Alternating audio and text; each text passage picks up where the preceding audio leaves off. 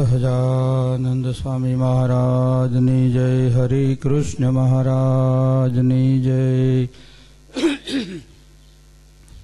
ભગવાન Shri Swaminarayan.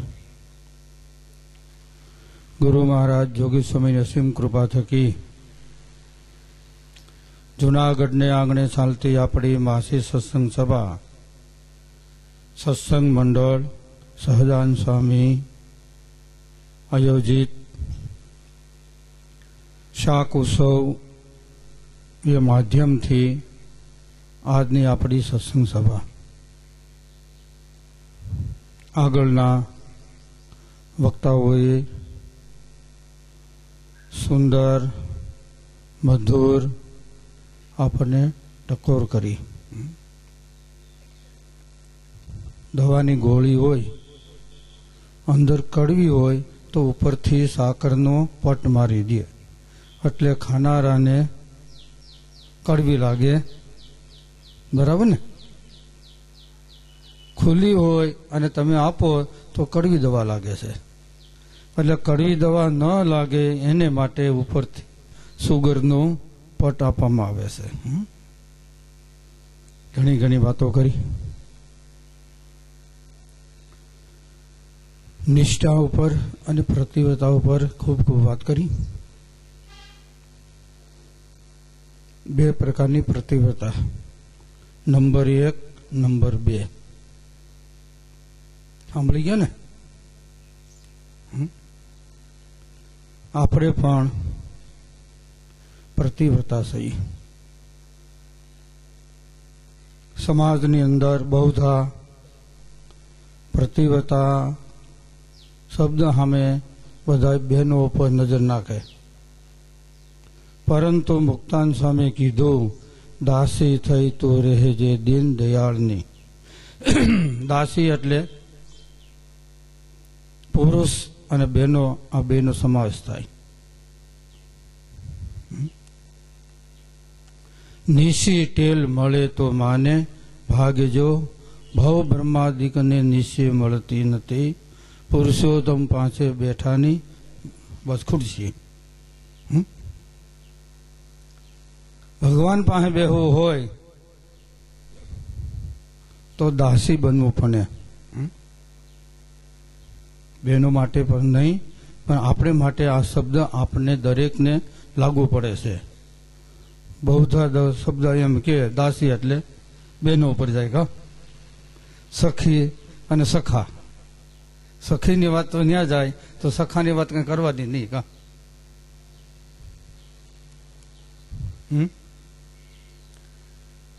Number 2, number 1, આપણે ભગવાન અને મોટા સંત પાસે એના ગમતામાં રહીએ તો આપણે પ્રતિવ્રતા નંબર 1, અને એની પાસે આપણું ધાર્યું કરાવીએ તો પ્રતિવ્રતા નંબર 2. હા, ખબર પડી ને? 2 નંબર. હવે આમાં સમજી જવાનું. પ્રતિવ્રતાના નંબરમાં 1માં આપણો નંબર આવે છે કે બીજામાં? એનું ધાર્યું આપણે કરીએ છીએ કે એની પાસે આપણું ધાર્યું કરાવીએ? કેમ બધા ઠંડા કેમ થઈ ગયા?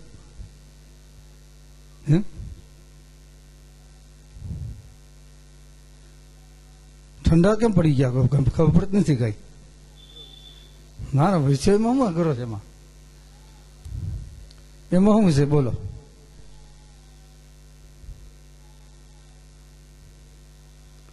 જેમ આપણે બીજા પાસે ધાર્યું કરાવીએ એમ બીજાનું આપણે ધાર્યું કરવાનું. બસ એવું શું બીજું? કે બીજું કઈ છે એમાં? બોલો. હે,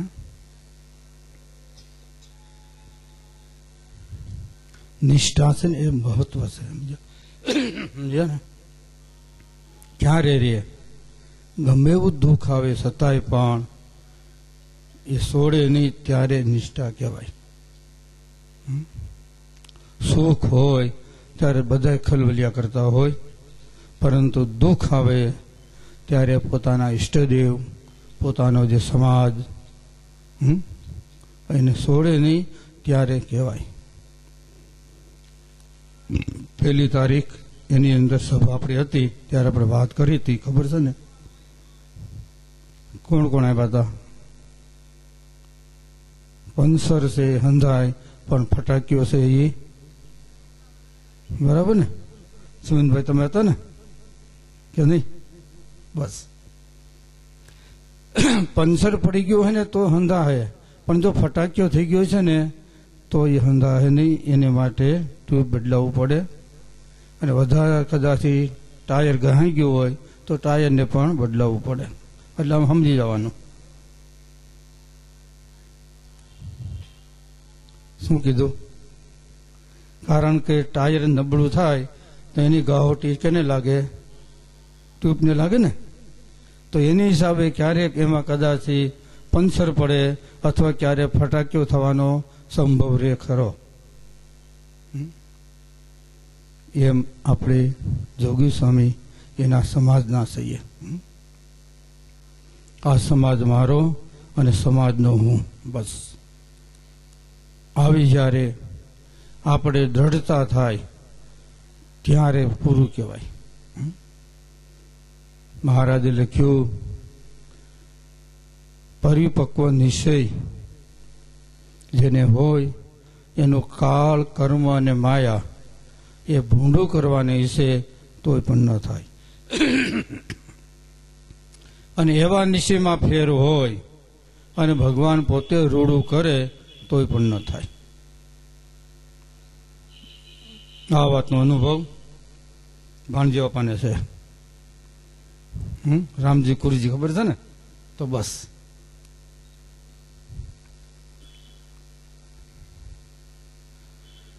એના ભાઈ જીનકા, એનું કુટુંબ મોટું. રામજી બાપા બહુ મોટા માણસ, અને સંધુભાઈને થોડુંક એમ કે જો સ્વામી પ્રત્યે થોડોક એને સદભાવ થાય તો એના જીવનું બહુ સારું થાય અને સુખી રીતે ભજન કરે. નિયમ બધું હતું. એટલે કૂવો ગાળે, કૂવાની અંદર આંગળી નાખે પાણી થાય નહીં. સંધુભાઈ આંગળા લઈ આવ્યા, પછી સ્વામી આશીર્વાદ દ્યો કે કૂવામાં પાણી થાય. એટલે સ્વામી કે જો 8 જાય ને આંગળી તો પાણી થાય. સંધુભાઈને પૂરો વિશ્વાસ, પણ સાઈડમાં હતા એને થોડુંક ઓછું હતું. એટલે એક દી થયો, એક દાર ગયો, 7 ગયો, હાંજ પડી ગઈ, ન આવ્યું. પછી બીજે દી ઈ ગયો 7:30, ન આવ્યું.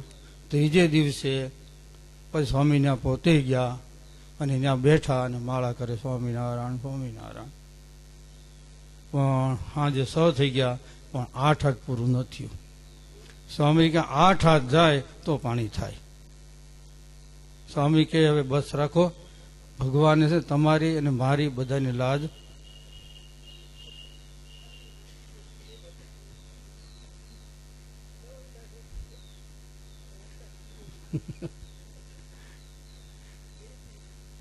આઠ હાથ પૂરો થાય અને પાણી ન થાય તો શું થાય?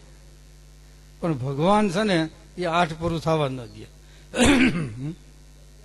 પછી એને કીધું, બોલા ભાઈ વૈયા ગયા કે તારે વિશ્વાસ છે પણ એને નથી, આમાં શું કરું? સ્વામી કહેતા, આપણે કોઈને આશીર્વાદ દઈ, આશીર્વાદ લેવા આવનાર છે એને આપણે કેટલો સંબંધ છે?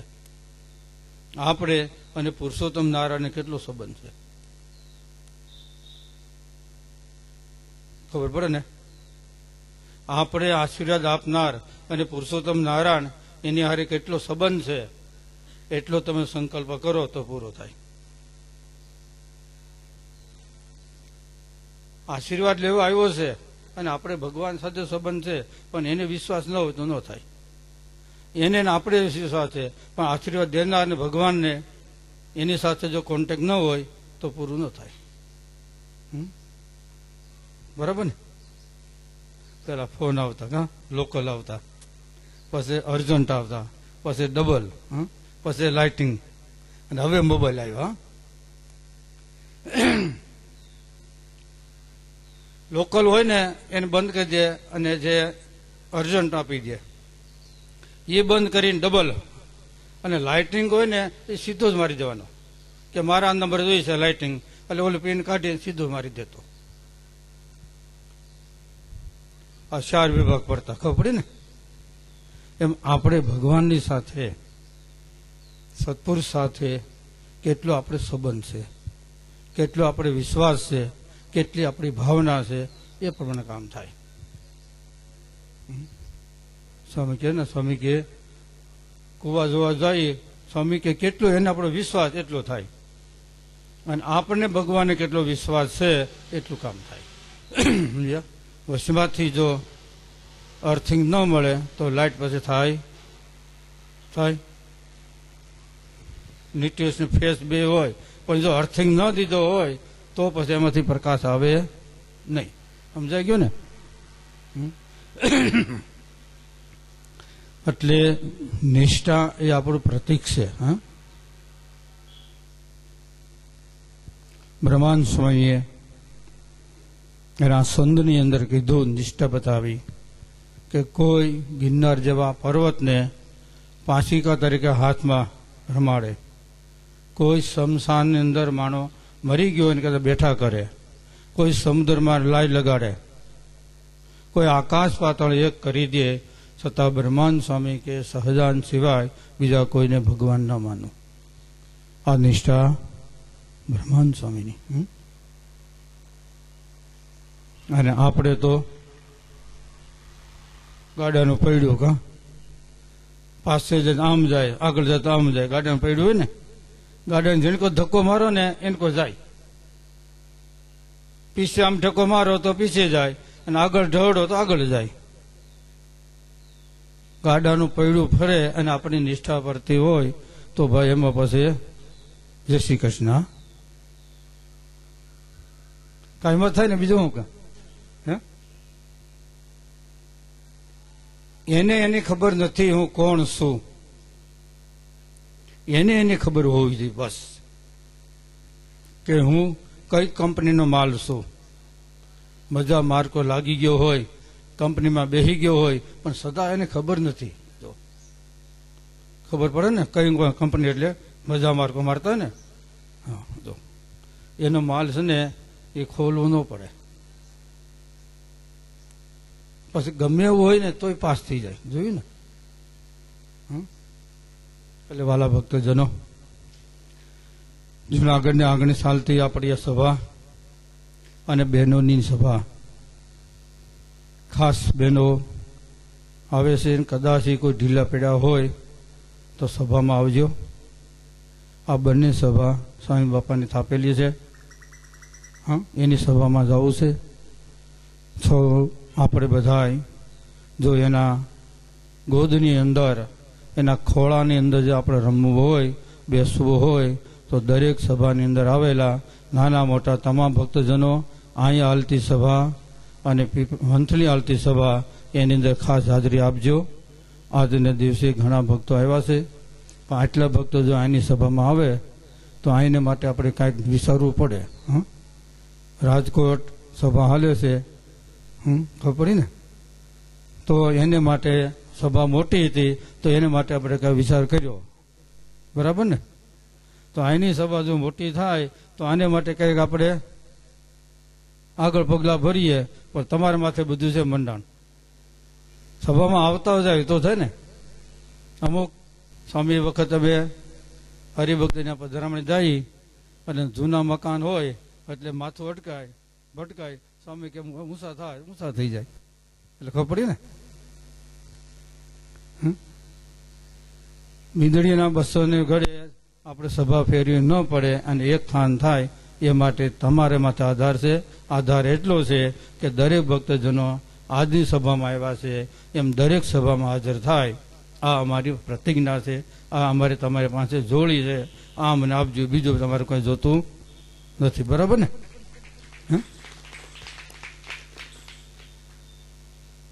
સભામાં આવવાથી આપણને ભગવાન યાદ આવે.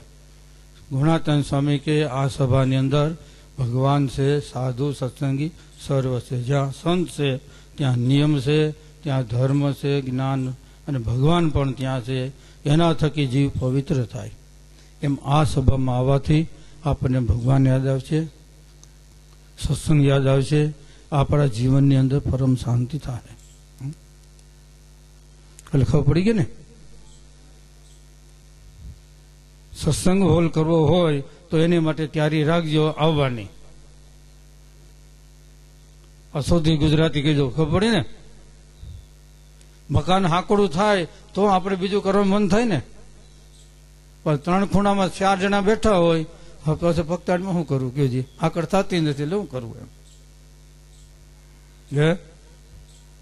હાકડ થાય ને તો સારું ગણાય એમ કાં. જો એટલે આજના જે શાક ઉત્સવનું માધ્યમ, અહીંના જે હરિભક્તોએ જે ઉત્સવ રાખ્યો અને આપણે દરેકને સત્સંગ સભાનો લાભ આપ્યો છે. આની અંદર તન મન ધનથી સેવા કરનારા જે ભક્તજન એ સર્વને ભગવાન સ્વામિનારાયણ ગુરુ મહારાજ ખૂબ ખૂબ બળ આપે અને નિષ્ઠા, પ્રતિષ્ઠા અને પ્રતિવતાના વિશે ખૂબ ખૂબ આગળ વધે અને ભગવાન સર્વનું કલ્યાણ કરે એવી ભગવાનની પાસે પ્રાર્થના. બોલો સહેજાનંદ સ્વામી મહારાજ.